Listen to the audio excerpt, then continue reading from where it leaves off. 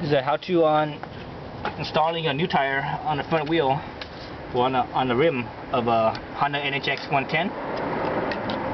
So tools you need: a couple of tire iron levers, something with a flat wide spoon, a smooth one, so that way it minimizes scratching on your rim.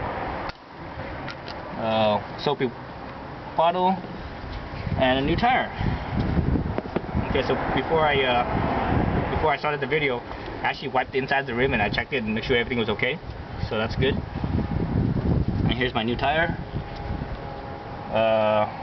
Let's see. So what I'm looking for now is I'm looking for the direction of drive. So here it is, the arrow. So which way it goes. And the other thing I'm looking for, the little dot here. So this dot, not all tires have this, but if they do, have some kind of a color dot stamp on there. It's usually it usually represents where you should mount the tire in relation with the stem, so they should line up basically when it's on there. Okay, so my brake is on, well, the rotor is on the left side, so the drive is this way, so this is the orientation right here as I have it. Okay, so before I start, I will squirt out the bead that I'm seating in first. Well, not seating in, but putting through first. Okay. I'm trying to orientate my dot as best I can, but I won't do the final orientation until hopefully it's in the rim. Okay, so basically I place the rim in here, and I actually squeeze on it so I can get it as much, give me as much slack as I can on this end. Put my knee there. Basically, I just kind of push at it a little bit. Push it a little bit. Okay, so now I'm gonna need my irons, tire levers. And then one side.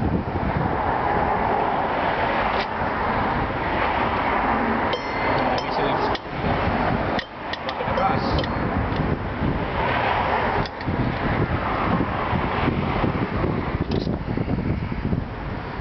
I keep my knee on this other side so that the bead doesn't pop off.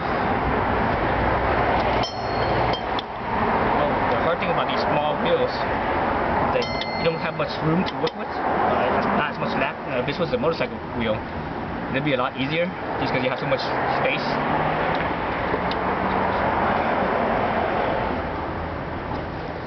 Fortunately for me, this tire is actually not that stiff. There's tires out there that's way stiffer than this. Okay, so I'm at the point where I might be able to push it down, and then hopefully there's enough lubrication from the soapy water to just for the bead to just pop in. Let's see. Get my knee there. Okay. Oh, I got it. Okay.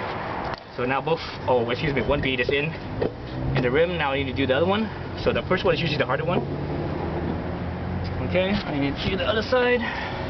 Soapy water. Remember, again, the trick when you first put these in is that use that small channel in here to give you slack. If you don't take advantage of that, you will never put a wheel in or put a tire in. It's pretty much impossible to put a tire in without using that channel. Okay. Knee on one side. I'm gonna push it in as much as I can by get that slack in there. Okay. So I keep my knee on one side so it doesn't so the bead doesn't pop off.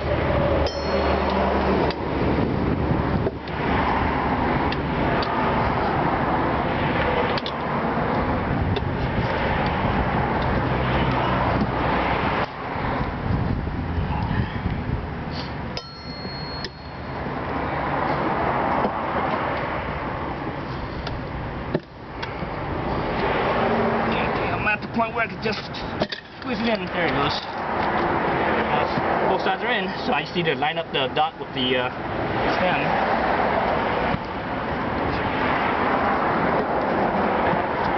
Yeah, this tire is way easier to put in than some other tires. Okay, my thing is lined up, so I'm pretty much ready to pump it up actually. That's about it. Oh, so now depending on your, the best way to pump this up is with the air compressor. Depends on your air compressor, at least the chuck on your air compressor, if it works with the valve core or not. If yours doesn't work with the valve core, then you have to put your valve core in. If it works without the valve core, then it's best to use it without the valve core. On my air compressor, I believe I need the valve core, so I'm gonna put that in.